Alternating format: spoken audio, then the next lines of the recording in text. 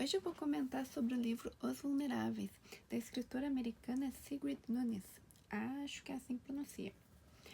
Aqui nós temos a história de uma escritora e ela começa com o encontro dela com mais duas amigas no funeral de uma quarta amiga de muito tempo.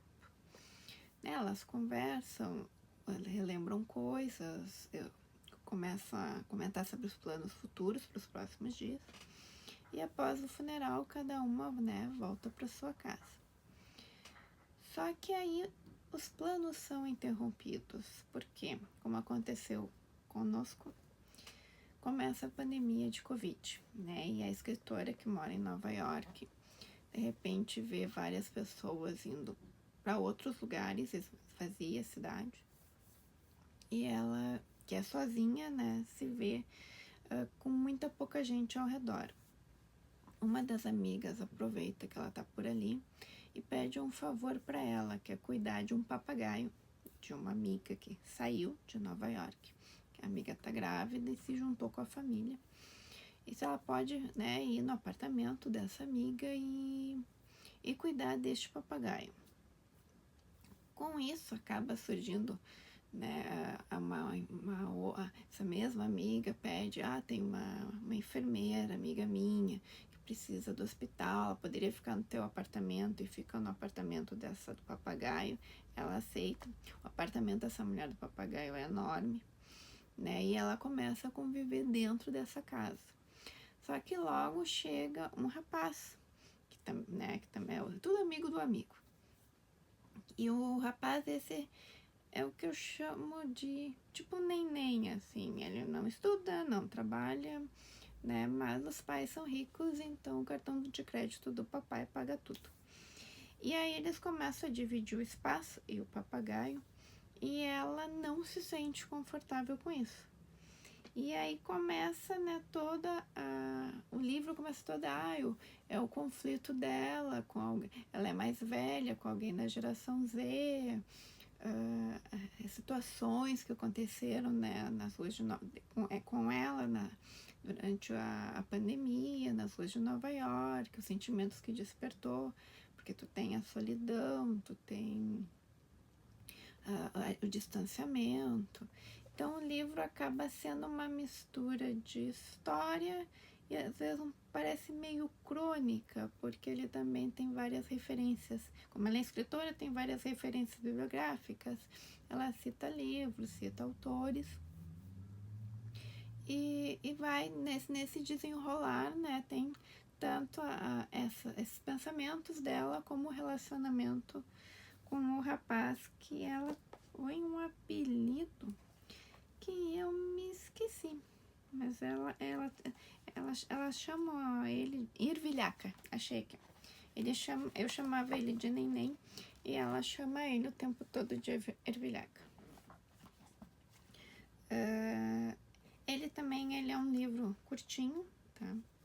Como ele é meio disperso, ele vai exigir um pouquinho de atenção, porque daqui a pouco ela tá comentando a parte dela no apartamento, a relação dela com o papagaio, com a ervilhaca, E outras horas ela tá ali comentando sobre escrita, sobre escritores, sobre coisas que ela lembra. Eu achei ele de fácil leitura, achei a leitura rápida. Não foi um livro que me marcou muito. Esse ano eu tenho uma assinatura da TAG, não é publicidade, tá? Eu pago. Eu tô achando os livros da TAG mais fraquinhos esse ano. 2024 não tá sendo um ano tão bom. E eu achava eles um pouco hipócritas, assim. Achei eles meio cansativos.